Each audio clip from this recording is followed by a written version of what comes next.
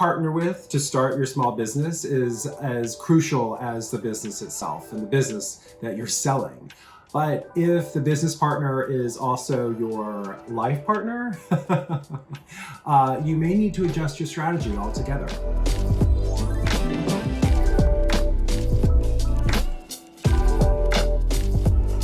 I think you have tons of advantages to be working with your significant other because you're working towards similar goals. It goes back to communication. You're upfront about what you want, and if you're both working towards that, two is better than one in creating that goal. If you are communicating, if you are trusting, if everyone has a voice and everyone is being heard, then everything that you do in the relationship is also building the business. We face things on money-wise or budgeting and figuring that out. And because we've already faced that as a couple, we bring that information into the business. So we're like, oh, we've got this. Let's not sweat the little things because we're a team and we've got this, we work together. So you don't have to worry as much when you are together because you have a great teammate beside you.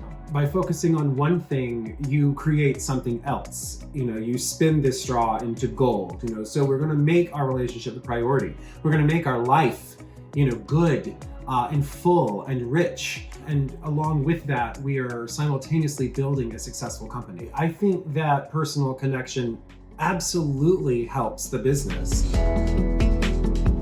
Everyone's going to encounter roadblocks when they're starting out a business. You're just going to make mistakes. It's a part of it. And we're creative people. So we did really not have a lot of knowledge of legal, of accounting and finance, anything that was, really business school related.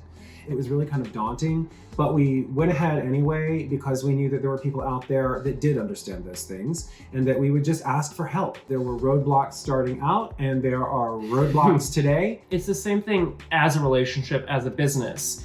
You can't have the same business model from day one as you do 5 years down the line because that's not expansion, that's not growth. You're gonna have to always re-look at the business model if you want to expand and grow and adapt to it, keep growing and adjusting. You're gonna want to work 24/7 or you're not gonna work at all. And you guys are gonna have to come up with a solution for that and how you work together. It's important to set boundaries, establish boundaries in when you're working and when you're not working, because sometimes at the end of the day, you just need to stop and take time for yourself. I think boundaries are power. It's imperative for a small business to be successful to find a mentor who can take your hand and lead you through all those obstacles of creating a small business that you have no idea you're gonna come up against.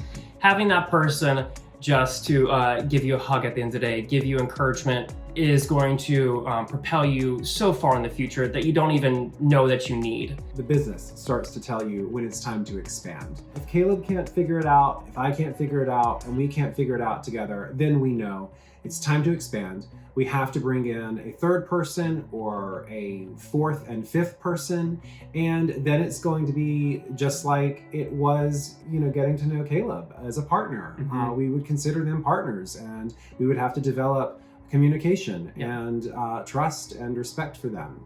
I think that trust is a very vulnerable thing. I think it's vulnerable in relationships. I think it's vulnerable in business. But I think that it is crucial to the company. We're both on the same page. We know what goal we're working towards that day, later that week, later that month, later that year. You're just always constantly checking in with each other. So it's collaborative. There are no boundaries. You can go out there and be fiercely yourself and be proud in what you're delivering.